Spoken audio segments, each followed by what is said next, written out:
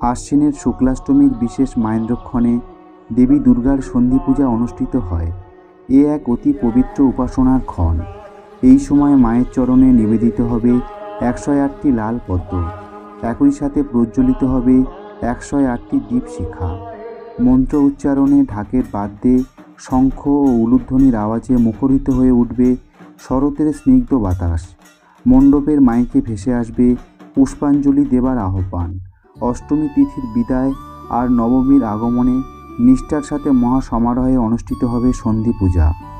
অষ্টমী তিথির শেষ 24 মিনিট ও নবমী তিথির সূচনার 24 মিনিট, মোট 48 মিনিট নিয়ে সন্ধি পূজার ক্ষণ। অষ্টমী নবমীর এই মিলিতকাল উমা মহেশ্বর তিথি নামে পরিচিত। শ্রোতা বন্ধুরা, এবারে আমরা জেনে নেব কেন হয় এই সন্ধি পূজা, কী ঘটেছিল এই সন্ধিক্ষণে, 108টি পদ্মেরই বা প্রয়োজন পড়ে কেন, সন্ধি পুজোর মাহাত্ম্যের নানা কাহিনী জনমানসে প্রচলিত।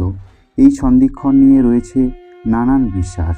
পুরাণ মতে সন্ধি পূজা আসলে মহিষাসুর মর্দিনীর রুদ্রমূর্তি অসুর দলনী দেবী চামুণ্ডা রূপের পূজা। অশ্বিনী শুক্লাপক্ষের এই দুই তিথির মিলনক্ষণেই মা দুর্গা আবির্ভূতা হন দেবী চামুণ্ডা রূপে। অষ্টমী ও নবমীর সন্ধিক্ষণে দেবী চামুণ্ডা চণ্ড ও মুণ্ড নামের দুই অসুরকে নিধন করেছিলেন। তাই অষ্টমী ও নবমীর সন্ধিক্ষণে দেবী চামুণ্ডার পূজা করা হয়। স্বল্প সময়ব্যাপী সন্ধি পূজায় চামুণ্ডার আরাধনা সাধারণত রাজসিক উপাচারেই করা হয়, নেই শুধু হোম। সন্ধি পূজার সময় মায়ের পায়ে নিবেদিত হয় 108টি পদ্ম। এই 108টি পদ্মের পেছনেও আছে পৌরাণিক এবং কৃত্তিবাসী রামায়ণের কাহিনী। অসুর নিধন যজ্ঞে মা দুর্গার সারা শরীরে 108টি ক্ষত সৃষ্টি হয়েছিল। দেবী দুর্গাকে ক্ষতের জ্বালায় কষ্ট পেতে দেখে কাতর হন দেবাদিদেব মহাদেব। সেই জ্বালা প্রশমনের জন্য দেবীকে দেবী দহে স্নান করার পরামর্শ দেন মহাদেব। দেবী দহে স্নানের সময় মায়ের 107টি ক্ষত থেকে সৃষ্টি হয়েছিল 107টি পদ্মের।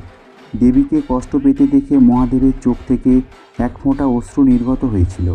সেই অশ্রুকণা গিয়ে পড়েছিল মায়ের 108তম ক্ষতে, মিলিয়ে গিয়েছিল মায়ের শরীরের অবশিষ্ট ক্ষতটিও। অশ্রুসিক্ত সেই ক্ষত থেকে যে পবিত্র পদ্মটি অঙ্কুরিত হয়েছিল সেটি দেবী দুর্গা নিজে হরণ করেন। কারণ দেবী জানেন, প্রেম যেখানে অশ্রু হয়ে ফোটে সেই ফুল চরণে নয়, স্থান পায় হৃদয়ে। দেবী দয়ে থেকে গিয়েছিল 107টি পদ্ম।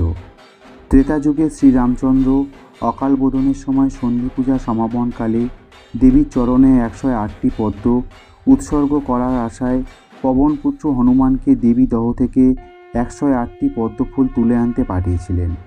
কিন্তু দেবী দহ থেকে 107টি পদ্ম নিয়ে ফিরেছিলেন পবনপুত্র। সুতরাং মায়ের পায়ে দেওয়ার জন্য একটি পদ্ম কম পড়েছিল। এদিকে সন্ধিক্ষণের সময় অতিবাহিত হতে দেখে শ্রীরামচন্দ্র সিদ্ধান্ত নিলেন তার নীল পদ্মের ন্যায় চক্ষু দুটির মধ্যে একটি উৎপাটন করে মায়ের পায়ে নিবেদন করবেন। ভাবিতে ভাবিতে রাম করিলেন মনে, নীল কমলাক্ষ মোরে বলে সর্বজনে। যুগল নয়ন মোর ফুল্ল নীলোৎপল, সংকল্প করিব পূর্ণ বুঝয়ে সকল।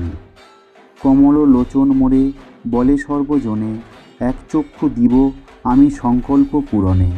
সেই মতো ধনুর্বাণ নিয়ে নিজের নীলোৎপলের ন্যায় চোখ উৎপাটনের জন্য রামচন্দ্র উদ্যত হলে দেবী তার হাত ধরে নিবৃত্তি করলেন।